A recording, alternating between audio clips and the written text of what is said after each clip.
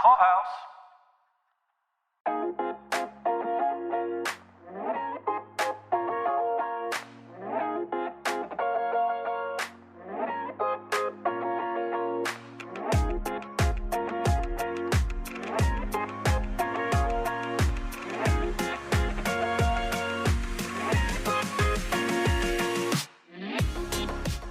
Welcome to Decorating the Set from Hollywood to your home with your hosts, Beth Kushnick and Caroline Daley. Welcome to Decorating the Set from Hollywood to your home. I'm Caroline. Hey, Beth, how are you? Hi, Caroline. I'm good, and I'm so excited to get back to our decorating roots this week. I know, right? I can't believe spring is right around the corner. I feel like we just had the holidays season, and now it's suddenly the flowers are blooming, and it's time to visit our annual topic of trends. Where are we? Where are we going with all these new trends? So, Beth, when you're looking around, what are you seeing for the current state of home decor? Where are we? Well, what I'm hearing from my vendors is after years of a COVID-inspired boom, the home decor industry is a bit sluggish post-pandemic. Right. For one thing, most people have completed whatever changes they wanted to make to their homes, but also people are starting to spend their money outside of the house again, and travel is back, so people are finding entertainment other places. Oh man, Beth, that sounds a little bleak. You have to give us some bright spots. What's coming on the horizon? Well, all is not lost. There are some specific trends that endure, all with an overriding theme of, I think, both serenity and functionality, which, started to really take shape during COVID. Serenity, man. We can never have enough of that. I feel like we could always use more. And another bright spot is I know that the supply chain backlog that we talked about a lot in season 1, it really eased up. I mean, it seems like, we were joking a lot about how we get our hands on a desk, right? And now it seems like now I'm seeing those desks up on like the resale sites and stuff like that now. So we can get into a lot of the things that we want to easily now. So I'm excited to talk about this serenity and functionality with these trends.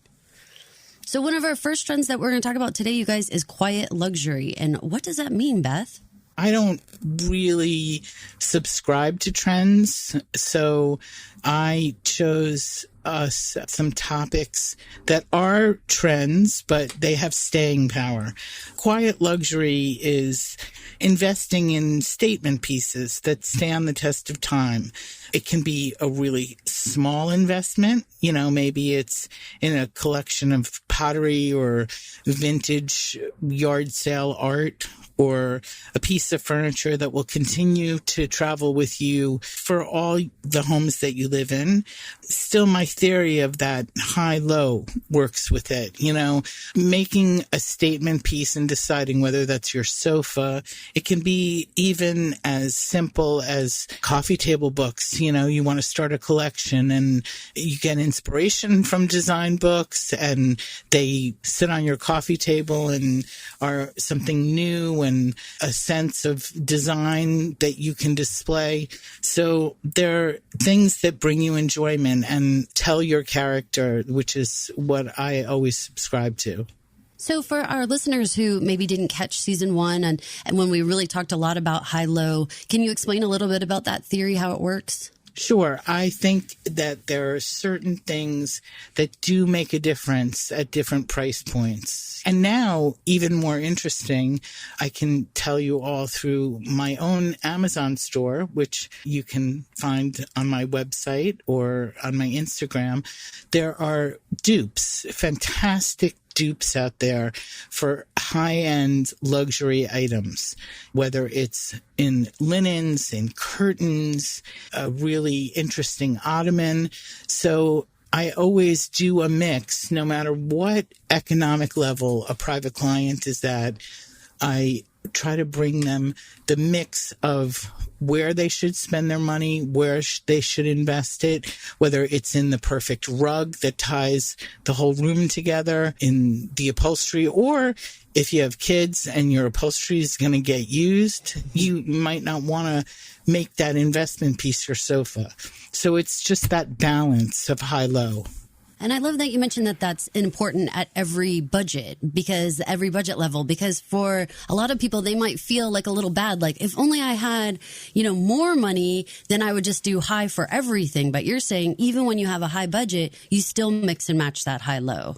I do, because I think it makes everything, I don't know, in a way, a little less precious, Yeah. I don't think you can feel good about investing, no matter how much of a budget you have, at a total high end, because there are so many great dupes.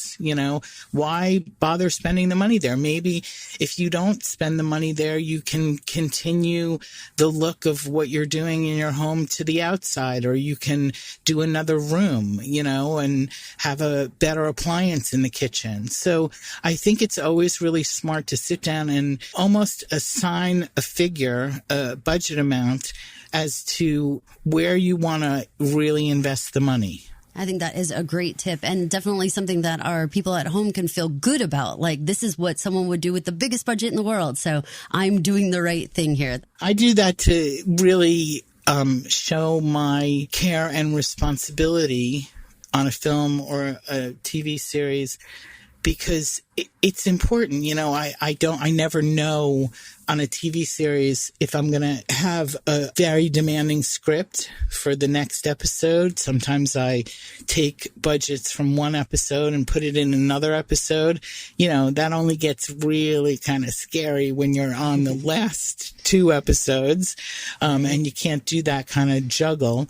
But I think it's a really big, important part of the job, being budget conscious and seeing that through, as well as the design and pleasing the client, serving the script. It's all involved in the job. I think this is why you're such an excellent decorator by our listeners' side, because you are thoughtful about the budget, and you aren't going to just advise people to spend their money on things that, like you said, you can do for less and get just as beautiful of a look. Sometimes it is spot on, right? Like when you walk into a place and you're like, man, this is like almost too on the nose. Like everything is too perfect. Everything is too like out of a catalog picture or something, where you're like, it doesn't feel like someone's home. Exactly. I think I tend to be extremely conservative with my private clients. If things are in good shape, I really might change the wallpaper, or repaint, or not do a total overhaul. It's sort of like design with what you have. I think part of the joy I get actually is problem solving in that way.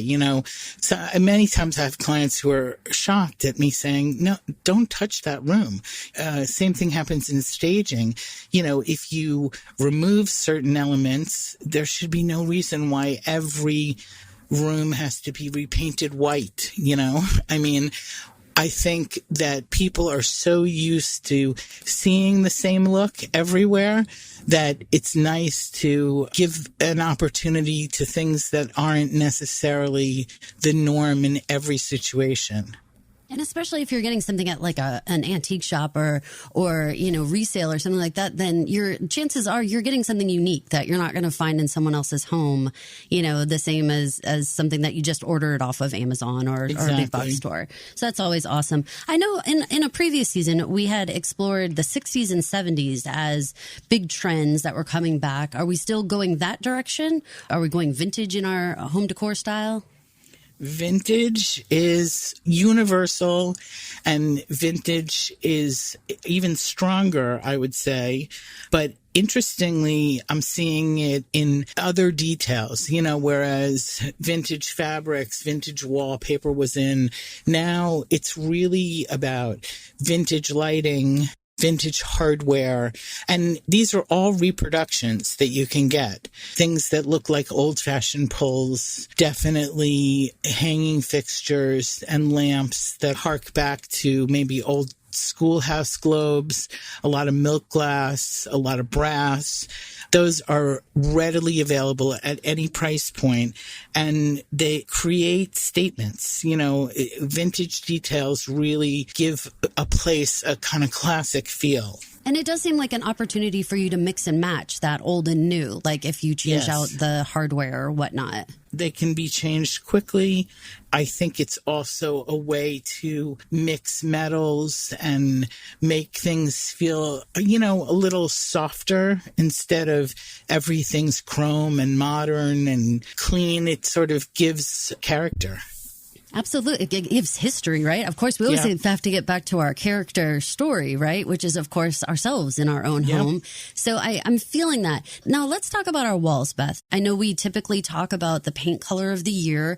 Are we looking at paint this year? Is this what we're worrying about for our walls? We always worry about paint, Caroline, because it's, something that I really think about. But actually, wallpaper is hotter than it's ever been. Yeah? It's definitely something that has become mass market. I mean, you'll even notice that pretty much across the boards, every home decor store is now carrying their own wallpaper. It's advertised to me nonstop on social media. Like, it's all over my pages. Yeah, it continues to bring options at all different levels. You can do an entire room, a single wall, maybe the wall behind your bed, and that becomes a sort of headboard or the start of the focal point. Always, I love wallpaper inside a drawer, a cabinet, a bookcase. And there are still so many temporary peel and stick choices. Now we're seeing more complete murals, wallpaper sold as an entire mural, both abstract and realistic. Velvets, grass cloth. Ooh, I love the textures. Yes. Some beautiful high-end wallpaper, the texture, the color, the richness. I mean, that can change a white box of an apartment. It can create what I like to call a little jewel box of an entryway. Always a powder room is like the place people seem to feel a little risky and go wild. Come look at my zebra wallpaper in my powder room or my oversized palm leaves. And you can do it easily. Some people do the ceiling as well. And it's like a whole enclosure of this jewel box choice. And all the choices after that come from the wallpaper. That's amazing. So I know that there are tricks to picking wallpaper for your space, right? It's not like a, just no-brainer. You can pick any size print for any size room. There is some tips of the trade for that one. Yes. I'm hoping. Yes. I say hopefully. My tip would be, think about when you're looking at wallpaper, unlike paint, you're looking at maybe a small swatch online. Maybe you see a small swatch in a wallpaper book. That is repeated 10, 20, could be 100-fold when you're doing a whole room. So you really have to consider what it looks like in a mass amount. And that's why I think it's critically important to get larger samples, to even buy a roll and cut it and tape it up on your wall in different places, especially if you're looking at small patterns, because what I think people tend to not realize is just how much movement and vibration it can be in wallpaper.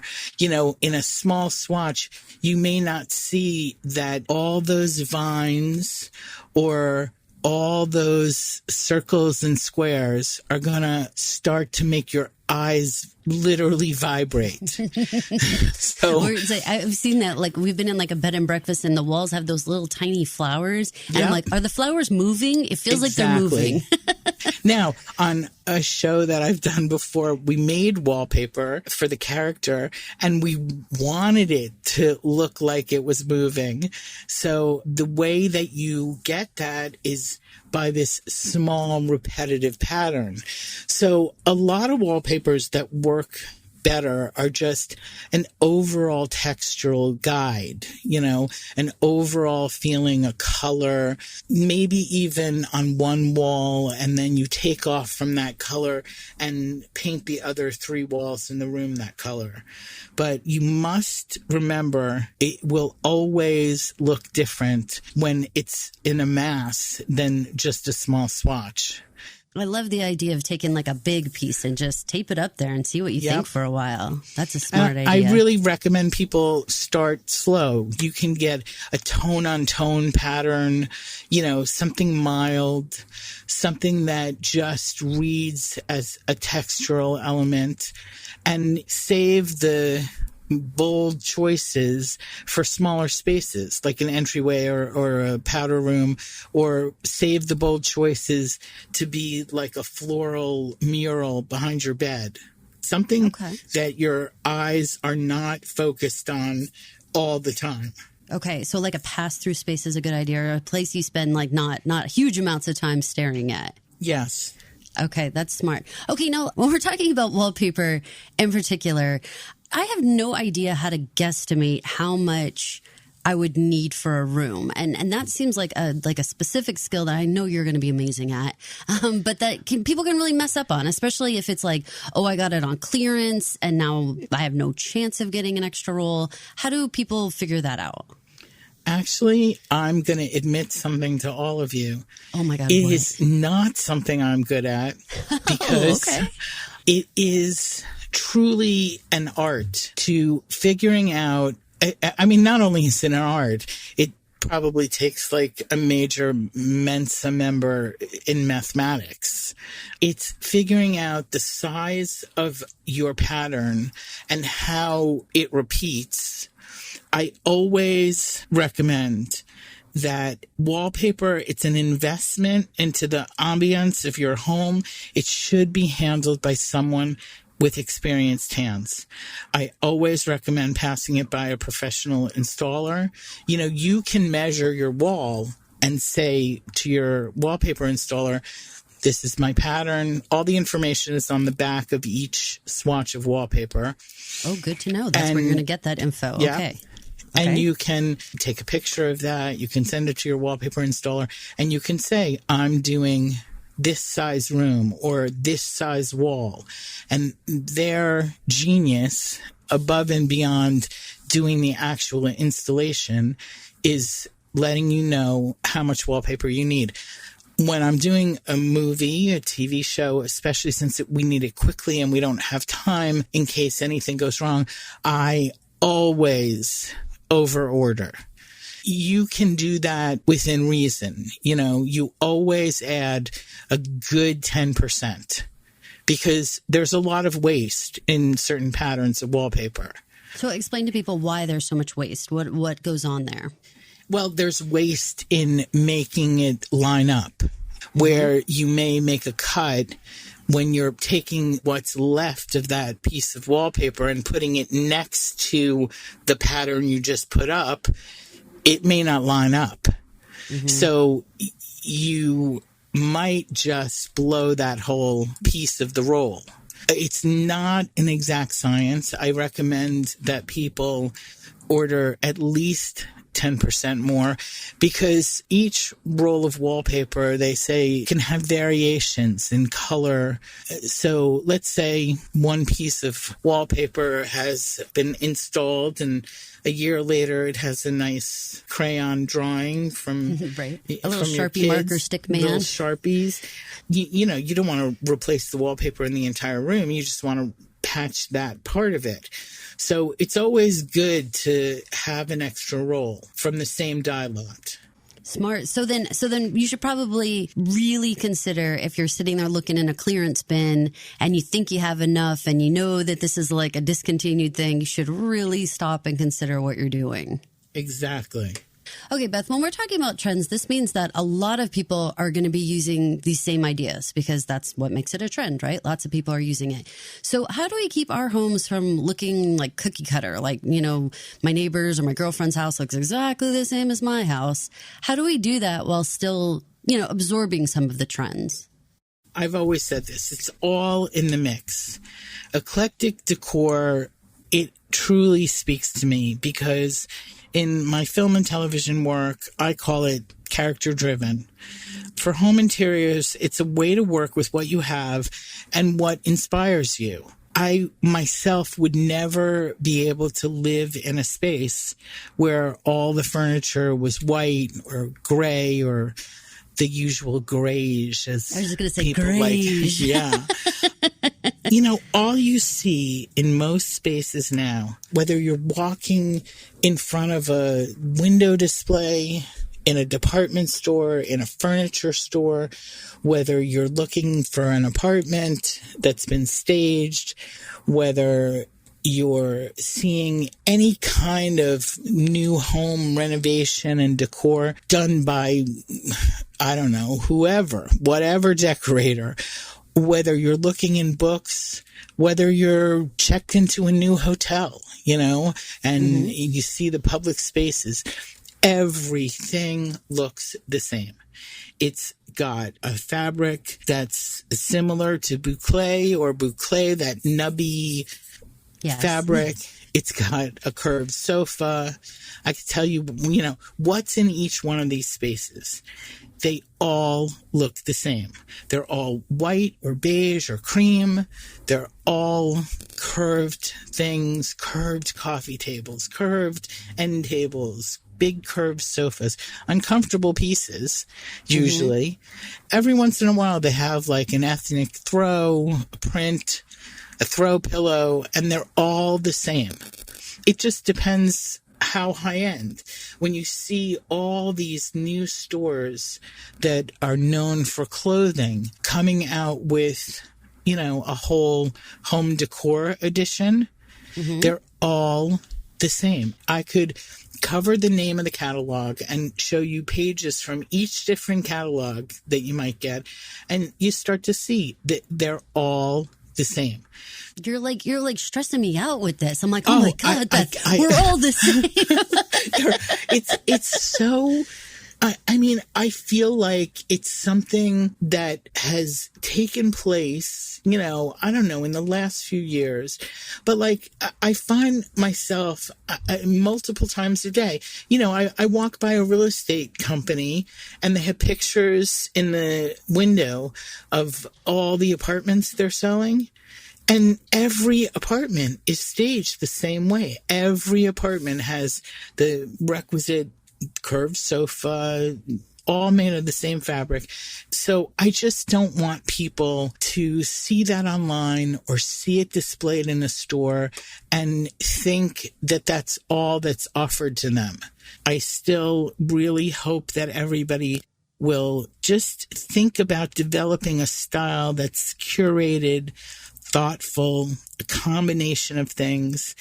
It's this current go-to, and I say go away. You know? Yeah, I don't want to see any more of it. It's so sterile too. There's nothing about it that feels welcoming or, you know, invites you to sit down and, you know, have a drink and talk with people or whatever. It always feels like, you know, like you want to sit up straight and don't like lean on the pillows too much or anything like that. So from what I'm hearing from you, really, we need to think about what makes us personally different or our families personally different from our neighbors or from the magazine people or whatnot. And use those, our travels, our handmade things, our inherited items. Things. Yeah, for sure. History. Hand-me-down things. Yeah. You know, they can all be in a certain style. They can all, you know, if you like that modern look, it's just, I think you can develop it with a little bit of both. I'm just saying that all those things that make it feel and look like a hotel, I mean, it's a certain look for a certain place. And I understand it even more in staging because it gives people an opportunity to picture themselves living in that space. I love it when you say that way because we're both rolling our eyes, right? We're both like, it's the blank slate where you're supposed to picture your own furniture in the space, right? We've all heard that. But the reality is that most of us are not that great at picturing our stuff in the space. Most of us have a hard time with proportions and understanding where things would actually fit in a room room. So those blank slates, it's sort of a weird double-edged sword because it almost suggests that if you move into this house, you should keep all white stuff or all bland things. No, I think eclectic, even what's called in the industry is transitional. You know, it's the in-between modern and traditional. I just think there are so many more options open to you. You know, I'm not talking about even top layer of life, you know, and mess. I mean, you can have a really designed, pristine, beautiful upscale space, but I'm always going to encourage you to go for a mix, you know, and not just stick with one style and one look and one color. And you know, what's nice about that is that it can actually grow with you because like my kids are older now. And so I might have little touches of things that are around from when they were small, little, you know, obviously pictures, picture frames, stuff like that. But like little things they made or little things we bought along the way on travels. But it can grow with us because it is eclectic. I'm not trying to like keep us stuck in time. We can just add to as we grow and change, we can add to our decor. You're seeing a lot of collage walls now. I'd say, you know, really for the last few years, take it like this. A collage wall. You could do a collage wall of black and white photographs, all in black frames. That will give you one kind of look. You could do a collage wall all in ornate gold frames, you know, kids' drawings, modern art, in ornate gold frames. That will give you another look. You're still doing the same process. You're still thinking, instead of one picture, one, you know, work of art, I'm going to collect, I'm going to think about accessorizing and make it my own. You can do a collage wall with 3D pieces, you know, add them in between your frames. So I'm saying you can stick to these trends with air quotes, but you bring your own style to all of it. And again, like we said, it can kind of grow and change with you. You don't have to like change it every year in the sense of like a true trend where things come and go. You can just add to it because it's still you. You're still using your personal character story in order to inform all your choices. Exactly. So, Beth, one of the things we had talked about at previous episodes was that tech was really starting to get integrated into our lives. I know that there are certain furniture companies that were even like embedding chargers and stuff like into end tables and things like that. Are we seeing more of that or less of that? I think you're seeing a certain amount of that. I think those trends, though, are fading away. People seem to be looking for some more meaning or personality, which thrills me in their decorating style. Even my clients who want a modern look, they are tending to think outside the box, or maybe I'm pushing the envelope with them.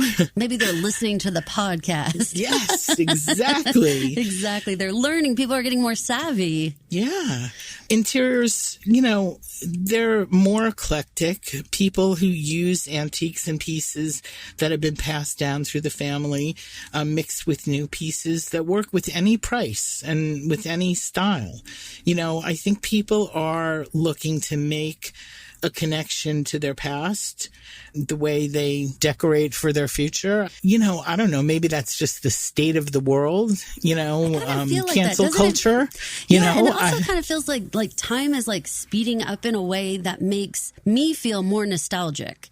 The faster that we have like these, you know, innovations in, you know, technology or just in the world around us, I feel like a need to go back to my roots. I want to embrace the new, but I have this real need to like not lose my roots and like what my culture is, for me, Lithuanian. I feel more drawn to that as I get older, and as I feel like the world seems more futuristic to me, I guess. Sure. It's like I want to hold on to my homey feels of things. I do think that the gadgets and the tech have a place, and they work. Like, I don't know, when you go watch a movie, you know, it's a different experience now when you have a recliner chair, you know. But I think that it all has its place, and I think people are obviously still connected, still relying on it.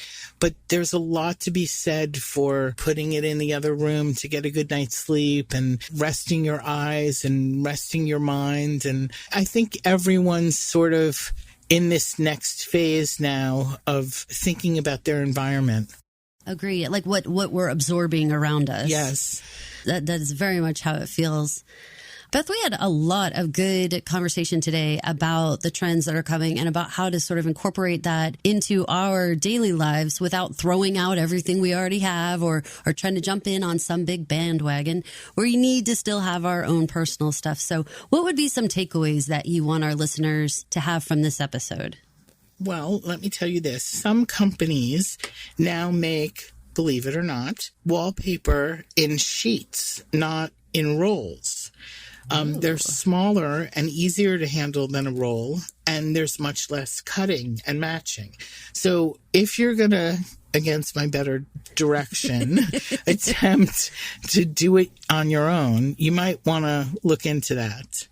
And I'd say, although our topic has been trends, I'm really so anti-trends. I encourage you to take trends for what they are, that they're temporary in a way. I think we covered what I would consider are sort of lasting trends, and just always stay true to your own style and, your own character. Think about your life where you live. Do you work all day so you're not in your apartment during the day and it's mostly a nighttime apartment? Think about what your needs are and then work on the design decisions based on that. Lastly, I would say an eclectic mix is always my go-to. It gives your home a very curated look. As I tell one of my clients often, it looks like we meant it. And we did. That's awesome. I know how many of our listeners would love to have you by their side. And I know that you are always encouraging of them to send in their questions, send in their pictures, all that good stuff. But you have something new that you're offering with your Amazon store. Can you tell us a little bit about that? Sure. I do have my go-to picks on Amazon. I have certain things in the Amazon store that I've used on my last couple of sets, so I know they work. And I'm trying to cover a wide range of prices, of items, of stuff for different rooms. You can see my Amazon store on Instagram at Beth Kushnick, or you can visit my website and ask questions and send me your photos, and I'll be the decorator by your side. That's www.bethkushnick.com. I am so excited for that, Beth. It's such a new and different way for you to interact with our listeners, and I know you're going to offer so many great products for them. Thank you so much for talking to us today about trends. Even if it wasn't your favorite subject, I feel like we're encouraging our listeners to maybe take those trends in stride, right? Yes. They're just here for a bit. We need to be able to have some longevity with our choices. If we're going to put our money into something, let's make sure it's something we actually like next year, right? Right. Thank you so much, Beth, for your time today. We so appreciate it. Thank you so much. It was great to get back to our roots. Thank you guys for listening. Don't forget to rate, review, and subscribe to Decorating the Set from Hollywood to Your Home at Apple Podcast, Spotify Podcast, or wherever you listen to your podcast. Please leave a 5-star review. It helps a lot in promotion of the show. 5 stars, people. Thanks so much for listening. Decorating the Set from Hollywood to Your Home is an original Pod Clubhouse production. Recorded, edited, and produced at Pod Clubhouse Studios. For more information, please visit us online at podclubhouse.com. Don't forget to rate, review, and subscribe to Decorating the Set at Apple Podcasts or wherever you listen to podcasts. Thank you for listening.